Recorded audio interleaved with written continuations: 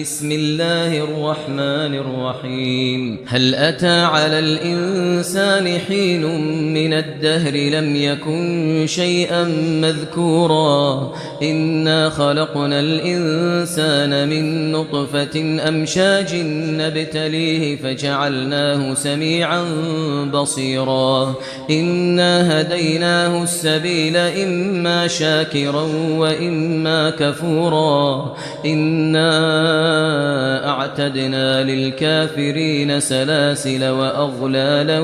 وسعيرا إن الأبرار يشربون من كأس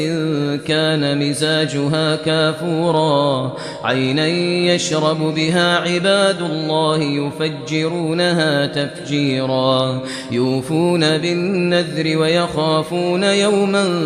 كان شره مستطيرا ويطعمون